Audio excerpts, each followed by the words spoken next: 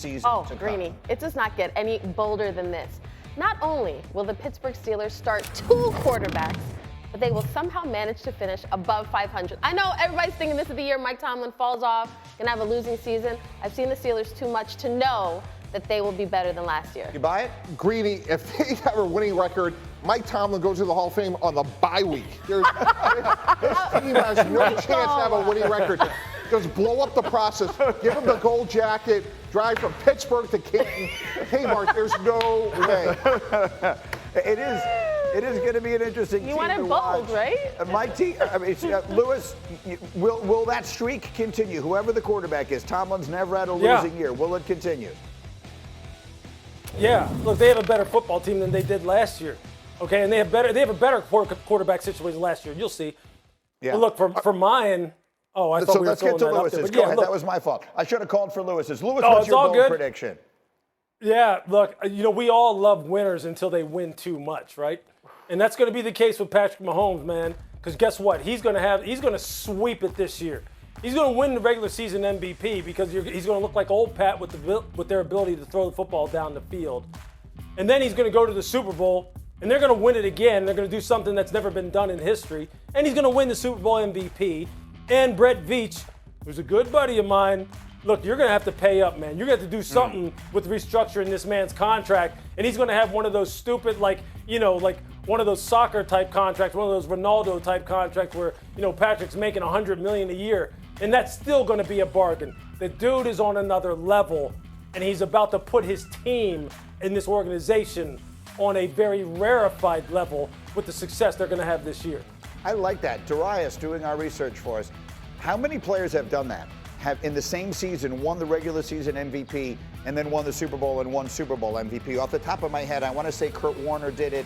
Brady probably did it one of those times. Peyton Manning maybe the first time they won, and there were probably others that came before. But it's going to be a pretty slim list of players who have pulled off that trifecta, won the regular season MVP, Super Bowl, and Super Bowl MVP. Darius, I'd be interested to see a list. You buying it? Probably. I mean, their tackles aren't very good. They have a third round on the left side, Jawan Taylor on the right side. If it wasn't Superman at quarterback, we'd be really worried about their tackles. So he's the only guy on the planet that may be able to overcome that. Except they got Superman. He which is. is why you're like, I could buy it. You know what's interesting though about that is just last year, with as much attention as their offensive line got in terms of being deficient at offensive tackle, they were still as a team #1 in the NFL in pass block win rate. #1. So they still look, and the kid who's going to start, Sua Matea, the rookie from BYU at left tackle. Just watch. You'll be seeing his name being mentioned for all rookie honors, Pro Bowl honors here very, very quickly. He's an absolute stud. All right, so we'll get that stat for you a little bit later because I like that prediction. But an even bolder one about a different quarterback from Mike T. Greedy, I love. Give me Jordan Love. Give me Jordan Love in the regular season, giving me as the MVP and a Super Bowl champion. And here's why.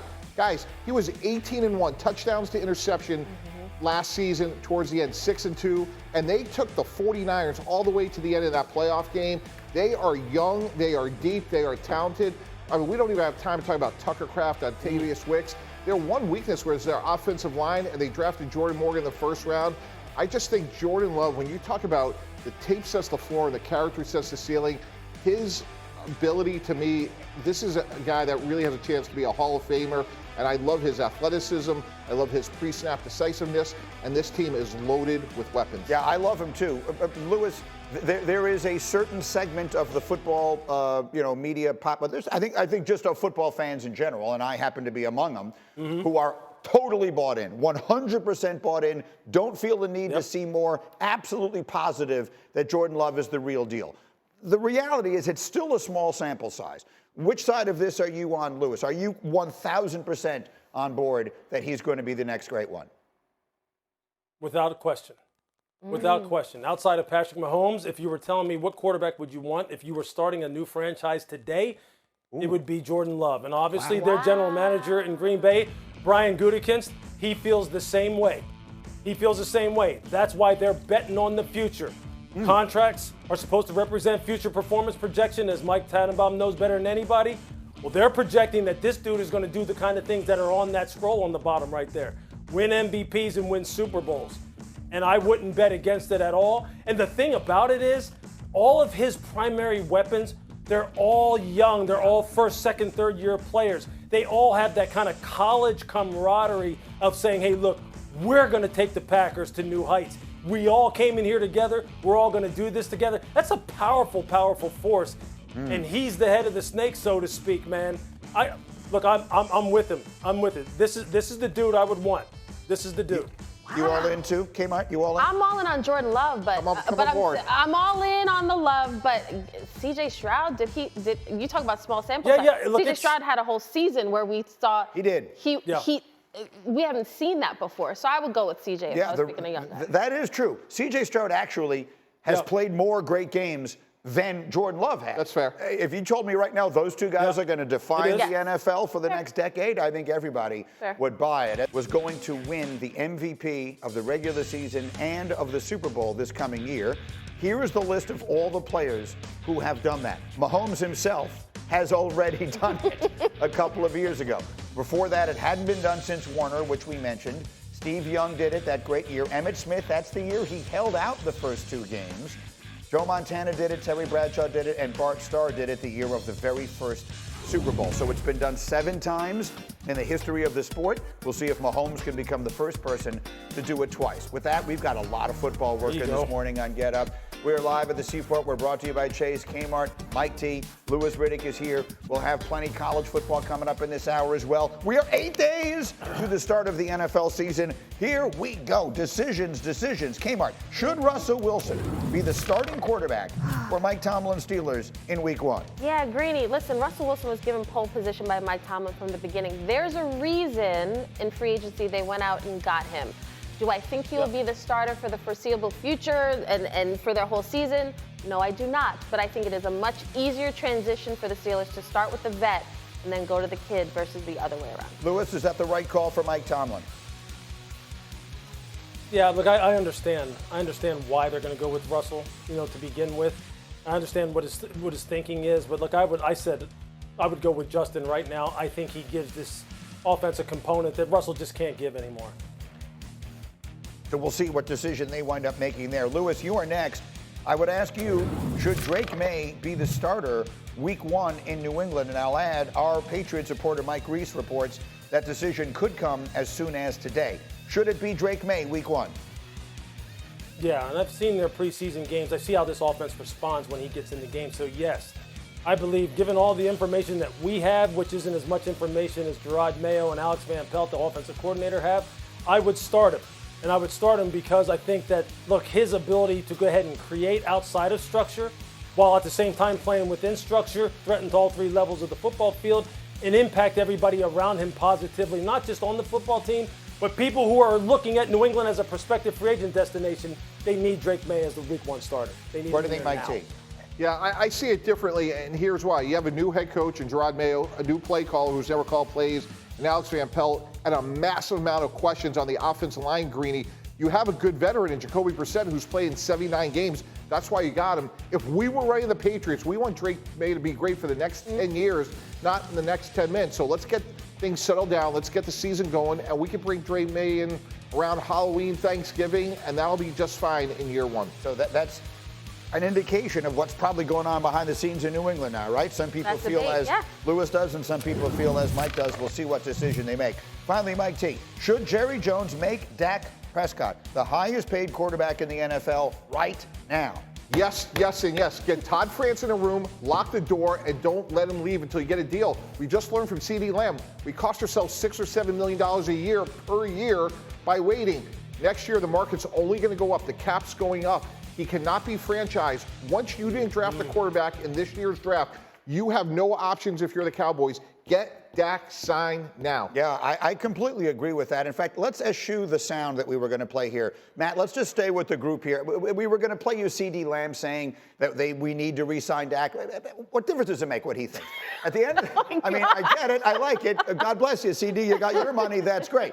The Dak Prescott situation is entirely different because he is on the precipice of like this, the thing you dream of as a professional athlete, and that is unfettered free agency. And right now, Todd France's agent is talking to teams about other clients, and hypothetically, he's mentioning to the Las Vegas Raiders, to the New York Giants, hey, we have Dak Prescott. He can't be franchised. If I'm Mark Davis, the owner of the Raiders, I have a countdown clock to the first day of free agency, and my airplane is filled with gas. I am going to go to Dallas, and I'm going to go get Dak Prescott because I know what a change someone like Dak Prescott can be for the Raiders, who have Brock Bowers and Devontae Adams, and they desperately need a quarterback. The Giants may need one. And if I'm Dallas, I know when this happened a couple of years ago, Greeny, and Dak bet on himself, he got hurt. And what happened? He got massively rewarded. So Dak has all the leverage. Lewis had talked about that in the previous hour. So there is such a sense of urgency. If I'm Jerry Jones, tell me what benefit there is for Dallas by waiting. You have no options whatsoever. Dak has all the cards stacked in his favor. And another great job by our researcher, Darius. I had mentioned this in the first hour today, and I couldn't remember the exact statistic, and he sent it to me. Going back to 2020, the two players who have earned the most money in the NFL, who have made the most cash, here they are. It's Dak Prescott, number one, and Kirk Cousins, number two. You ask yourself, well, is that because they're the two best players? Obviously not. It's because the situation you put yourself in is what dictates how much money you make. And Kirk Cousins, you like that. He got himself the free agent situation. He got tagged, and he winds up getting paid, even though he was, at that point, and I still think even now, a very good NFL quarterback, but not one of the 4 or 5 guys that we put at the very top. No. But you get yourself in that situation and you get paid. Shout out to Todd France and Mike McCartney for making those deals happen. But that's exactly right. Greeny, ask me what Dak should be doing right now. What should Dak be doing right now? Not a damn thing. You know what you need to do? Hang up that phone, girl. And that is what Dak should do. Don't pick up the phone, Todd France. This is why you have him. You've already played the game masterfully. Now you are on the precipice of uncharted territory. Boy, don't do a thing. Go out there, focus on the season, and then you'll be the belle of the ball. That's extraordinarily well, a picture well painted and a point well made. So Lewis, that is the situation, right? I mean, NFL owners, you know them as well as anybody, are accustomed to holding all of the cards. They are basically, they start every hand with a royal flush. This is one of those very unique circumstances in which the owner really doesn't have any cards to play. Yeah, and I think here, like it's kind of bizarre that when the discussion, when the like public discourse comes to or centers around players and whether or not they should honor contracts, whether or not they should like not hold out, whether or not in a situation like Dak's they should go ahead and take it to to the very end and maximize all their leverage. That most times people side with ownership and they say that players are being greedy. Players don't understand just how lucky they are because they're not out there working a 9 to 5 like everyone else. Look, this is the business of sports. That's what it is. And a lot of times it's business. Almost every time it's personal business. And for Dak, look, this is personal. He hears the chatter. He knows what, the questions still surrounding him, probably internally and externally as far as, this guy's just a regular season quarterback. We can get anybody to just go ahead and do what he does in the playoffs, but can you get anybody to do what he has done during the regular season that gives you a chance to get to the playoffs in the first place? And don't give me the Cooper Rush argument for when he filled in for Dak Prescott. Because you know what, as Bill Belichick used to tell me, you know what the difference is between backups and starters and Hall of Famers and icons? It's the consistency with which you can do it. Anybody can do it 1 or 2 games, maybe 3 or 4 games. That's the definition of a backup. Dak Prescott is a proven high-level quality starter that, objectively speaking, his stats were at the top of the league last year. The top. But then when we get to the playoffs, we just go as if it was like 1 against 11 out there for Dak Prescott. It was just him versus the opposing team. No, that's not it. We know there's a bigger picture here. If you're Dallas, you better get him under contract soon. But if you're Dak Prescott, you have no shot. You're working on my timeline, and the price is going up, so be ready. Greeny, just to take you into the room about the Dallas Cowboys now, as a GM, you're saying 2 questions. If we move on from Dak, who are we going to get, and how much is that player going to cost? So we could quibble, is Dak the 6th best quarterback, the 10th best quarterback, whatever he may be. But my question is, if I'm the Dallas Cowboys and we're having our strategic planning meeting, Who is our quarterback? Can I answer that for you? Sure. I believe, this is what I genuinely believe. And look, I mean, Jerry Jones, we all know he's getting older and all that kind of stuff. So I don't know that he would be inclined to want to do this. But I think your options are re-sign Dak Prescott, or you're kind of starting over, right? You were looking at your football team and you're saying, we've gone about as far as we can go with this thing. We've had this basic collection of players.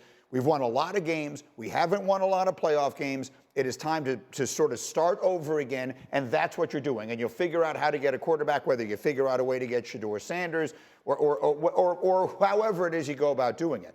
But I think that's the answer to your question. You're not trying to bring in another quarterback who's going to take this group farther than Dak has, because that's almost impossible to do. So my follow-up question to you is, why did you just sign CeeDee Lamb?